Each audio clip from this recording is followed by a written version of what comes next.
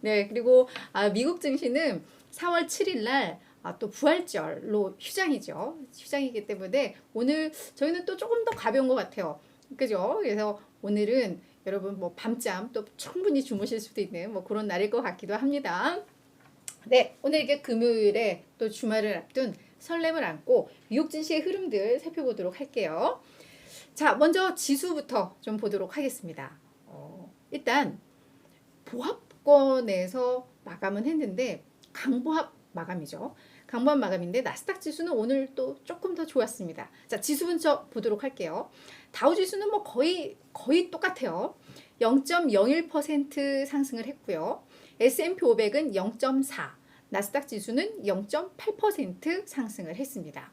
근데 오늘이 이제 이번 주의 마지막 거래였단 말이에요. 금요일이 휴장이니까. 그래서 이제 주간 기준으로도 봤더니 다우 지수는 0.6% 오르면서 지금 3주 연속 상승 랠리를 이어갔습니다. 반면 이제 S&P 500은 0.1, 그리고 나스닥 지수는 1.1% 주간 기준으로는 이제 하락세를 기록을 했는데요. 이 나스닥 지수 같은 경우에는 경기 침체 우려 부각되면서 확실히 좀 낙폭이 좀 컸었죠. 그런 흐름들이 나오는데 그래서 S&P와 나스닥은 지금 4주 만에 하락세로 전환을 한 겁니다. 하지만 지난주에 이 3대 지수 모두가 다 3%대의 상승률 기록했던 것 고려하면 이렇게 뭐 고용지표 안 좋고 뭔가 시장에 다양한 이제 불확실성들이 있었음에도 불구하고 이 정도면 그래도 선방을 했다. 뭐 이런 평가는 좀 나올 것 같아요. 그리고 휴장을 앞두고 미국 증시도 거래가 다소 좀 한산했습니다. 그러면서 좀 관망세가 짙었죠. 금요일날 휴장도 휴장인데다가 이제 주요한 고용 보고서가 나오다 보니까 조금씩 쉬어가는 뭐 그런 흐름들이 좀 나왔던 장이었다. 이렇게 정리를 해보시면 될 것 같습니다. 그러면 이제 나스닥 지수가 올랐던 이유는 뭘까? 고민을 좀 해봤는데 저희가 어제 특징주에서 엔비디아를 좀 다뤘었잖아요. 그래서 이제 알파벳이 우리 새로운 칩이 엔비디아의 그 A100 칩보다 훨씬 더 성능이 좋아. 전력 효율도 좋고 더 빨라. 뭐 이런 얘기 했었는데 엔비디아는 주가가 내렸는데 이 알파벳은 그에 대한 효과가 별로 없었잖아요. 근데 오늘 뭐 그런 효과들이 좀 뒤늦게 반영이 된 것인지 한 3.8% 올랐습니다. 특히나 이 알파벳 같은 경우에는 최근에 이 챗 GPT 많이 좀 나오고 하면서 뭔가 이 마이크로소프트가 좀 먼저 이렇게 치고 나가는 듯한 또 움직임들이 나왔고 그것 때문에 이 구글이 약간 점유율 뺏기는 거 아니야? 뭐 이런 우려들이 있었는데 간밤에 CEO가 절대 그럴 일 없고 뭐 우리도 열심히 뭐 관련 제품들 잘 나오고 있고 시장에서 잘 평가받고 있고 그리고 이 AI를 통해서 우리의 이 검색 기능이나 이게 훨씬 더 성장할 수 있고 발전할 수 있는 그 어떤 비즈니스의 기회들이 매우 많아라고 약간 이렇게 자신감을 또 내비쳤습니다. 그래서 이런 것들이 맞물리면서 뭐 알파벳 주가가 많이 올랐고 기술주들이 동반 상승을 좀 하면서 많이 좀 오늘 나스닥 지수가 올랐다라고 좀 이해를 하시면 될 것 같아요. 네, 우리 다비드 조님, 이 약자를 풀어서 주셨는데 맞습니다. 성금요일 맞습니다. 그래서 그걸로 인한 이제 휴장 앞두고 있다 말씀을 드렸습니다. 자, 이제 고용지표, 고용보고서 마지막은 이제 금요일 날 나올 것인데 오늘 또 주간 신규 실업수당 청구 건수가 나왔잖아요. 이것도 사실 별로 안 좋게 나왔어요. 그래서 확실히 고용시장은 식어가고 있다는 게 이번 주 내내 좀 확인이 되고 있는 그런 상황이죠. 먼저 실업수당 청구 건수부터 좀 보도록 하겠습니다. 신규 건수는 22만 8천 건 기록을 하면서 전주에는 24만 6천 건으로 꽤 많았었는데 요게 뭐 전주보다는 줄었습니다만 일단 또 20만 건을 넘어섰습니다. 그래서 시장에서는 20만 건 예상을 했었으니까 이제 조금씩 실업자들이 늘기 시작을 하는구나.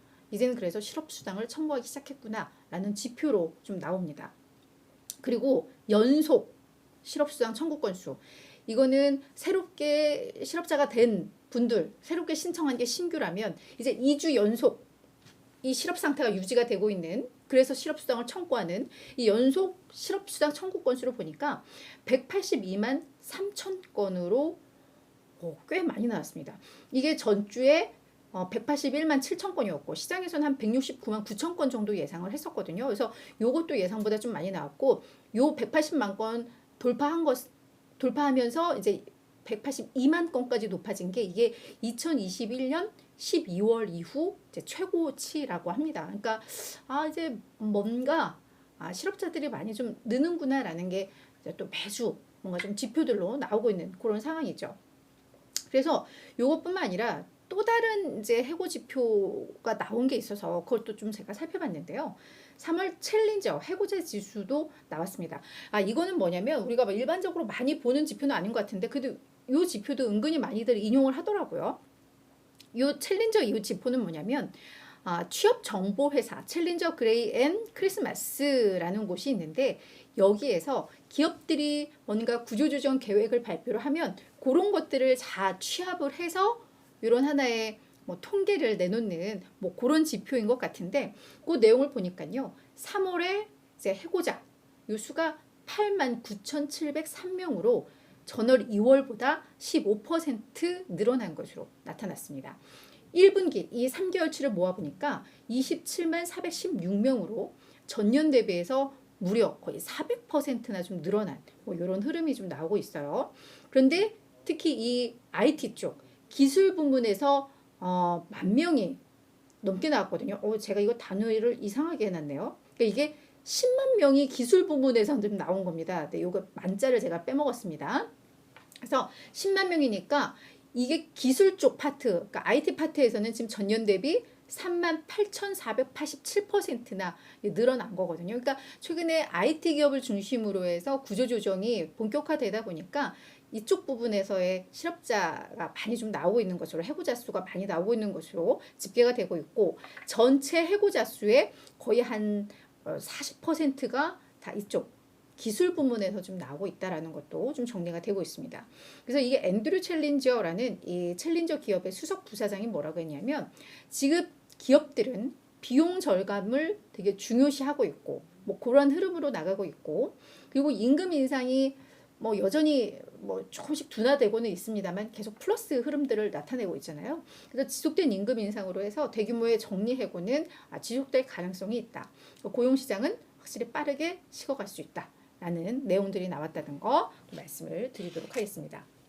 그리고 이 기술 부문의 이 구조조정이 정말 심각하다라는 게 어떤 거냐면 구조조정 이 속도가 지난 2001년에 그 닷컴 붕괴됐을 때 그때도 이제 구조조정들을 엄청나게 했을 거 아니에요. 이게 거품이 붕괴된 건데 근데 그때보다도 오히려 속도가 좀 빠르다라는 분석들도 좀 나오고 있고 그리고 작년 전체 이제 기술 부분에서도 뭐 구조조정이 있었을 텐데 이 한 개 분기 1분기 만에 거의 1년치 구조조정과 지금 맞먹는 그런 수준으로 확실히 올 들어서 이게 되게 가팔라지게 이어지고 있다라는 것도 좀 내용이 나오고 있습니다. 그래서 그런 것들도 저희가 확인해 봐야 될 것 같아요. 이게 경기 침체와 좀 맞물린다라는 점에 있어서 이제는 좀 신경이 쓰이죠.